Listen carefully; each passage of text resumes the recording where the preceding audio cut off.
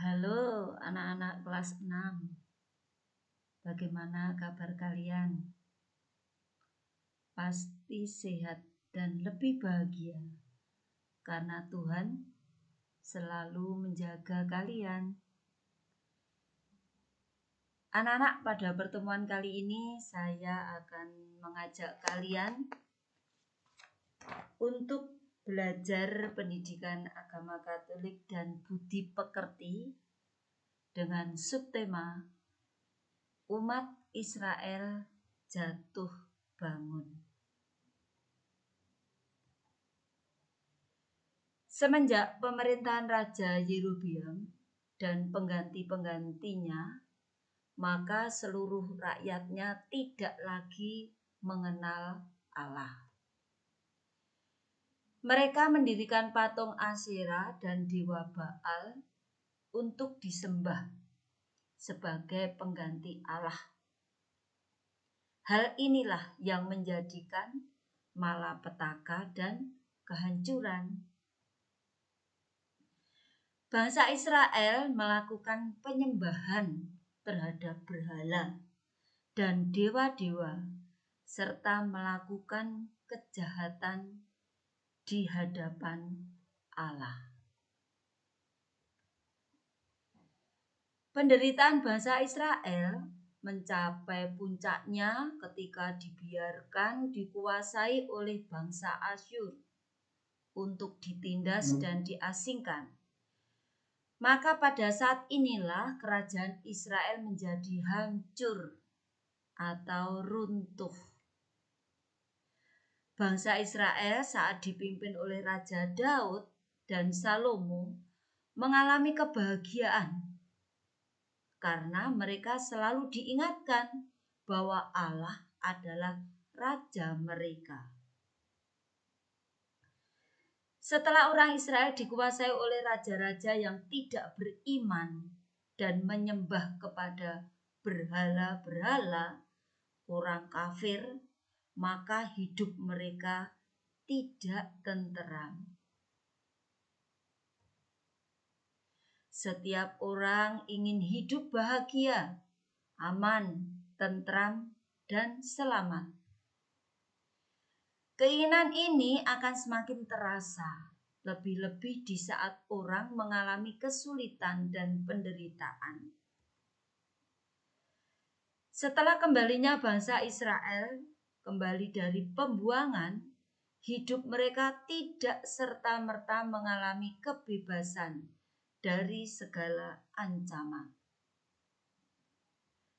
Sejak kembali, bangsa Israel terus mengalami kesengsaraan yang disebabkan oleh adanya ketidakadilan yang menjerumuskan mereka ke dalam permusuhan satu dengan yang lain. Umat Israel telah diperkenankan kembali ke negeri asalnya oleh Raja Persia, Quraisy. Namun, kehidupan mereka tidak merdeka dari segala ancaman.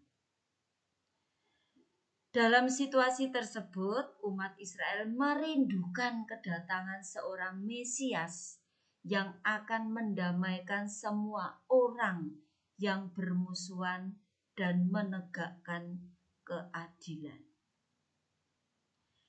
Kerinduan ini dihubungkan dengan nubuat Nabi Yesaya bahwa seorang raja damai, adil, dan jujur akan lahir dari keturunan Isai. Dari kitab Yesaya bab 11 ayat 1 sampai 10. Mesias akan membebaskan bangsa Israel dari segala macam penderitaan. Umat Israel akan diselamatkan. Mata orang buta akan melihat. Telinga orang tuli akan mendengar. Orang lumpuh akan melompat. Orang bisu akan berteriak sorak-sorai. Mata air akan memancar di padang gurun. Sungai akan mengalir di padang belantara. kedukaan dan keluh kesah akan menjauh. Nubuat Yesaya inilah yang menjadi pegangan kerinduan umat Israel akan Sang Mesias yang menyelamatkan mereka. Dalam Perjanjian Lama, Mesias diartikan sebagai pembebas umat Israel dari berbagai penderitaan di dunia.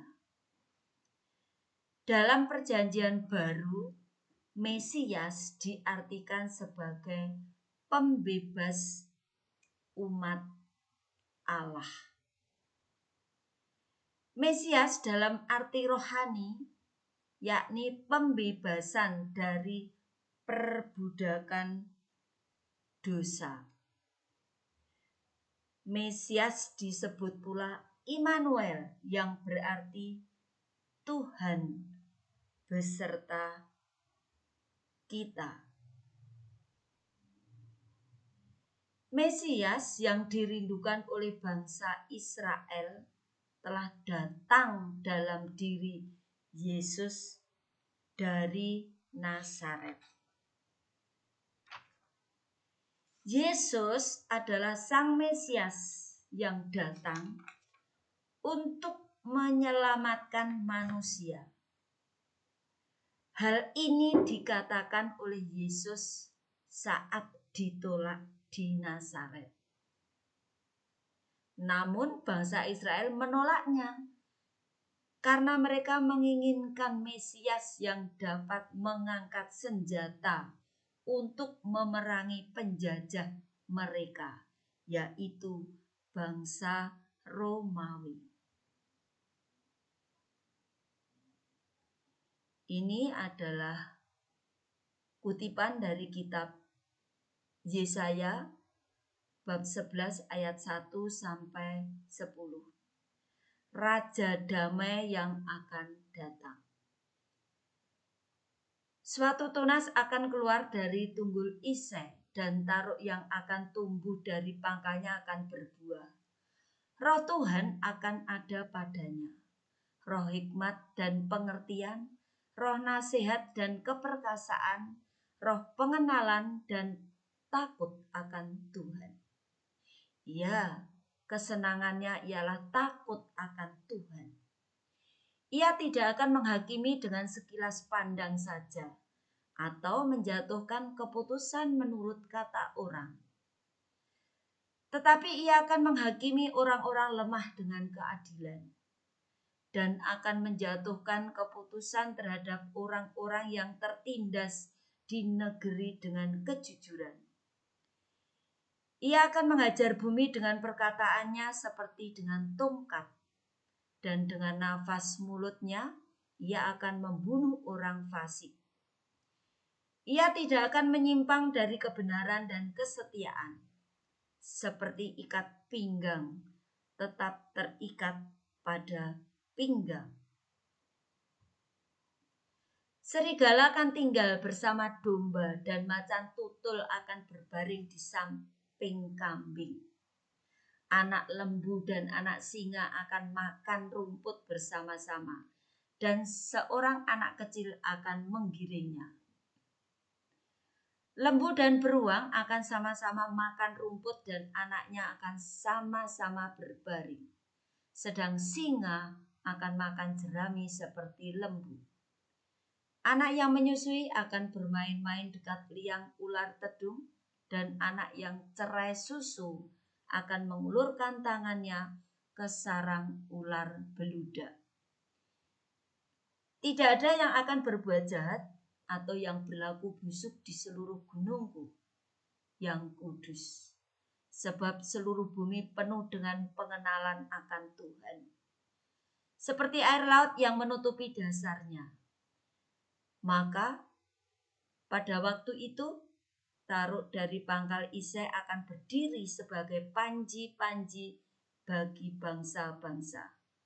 Dia akan dicari oleh suku-suku bangsa dan tempat kediaman akan menjadi mulia. Nah, ini anak-anak, ini tadi adalah pembelajaran kita dengan subtema umat Israel jatuh bangun. Di dalam kehidupan sehari-hari, kita juga seringkali mengalami jatuh, seringkali mengalami penderitaan. Misalnya pada saat sakit, kita juga selalu ingin berusaha bagaimana cepat sembuh. Apalagi di masa pandemi seperti ini, kita juga sering mengalami bosan untuk belajar. Kita sering mengalami malas. Bahkan juga di dalam belajar kita juga sering diganggu adik. Atau kalau kita belajar menggunakan wifi, kadang-kadang wifi-nya lemot, tidak ada sinyal. Itu pun juga merupakan penderitaan kita di saat ini. Tetapi kita tetap semangat di dalam pembelajaran ini.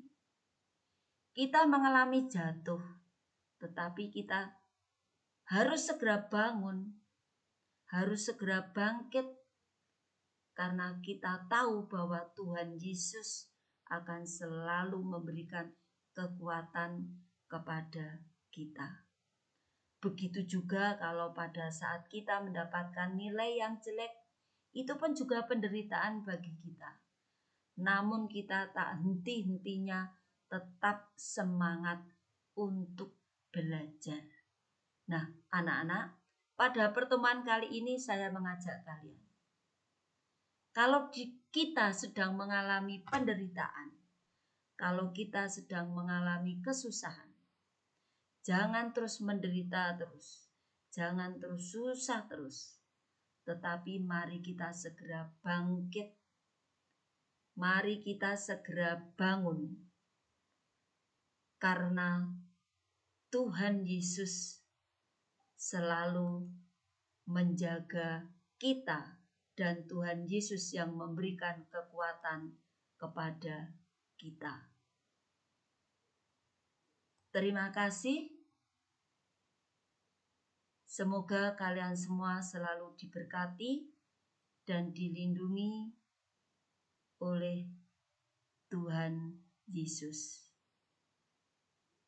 Tuhan memberkati.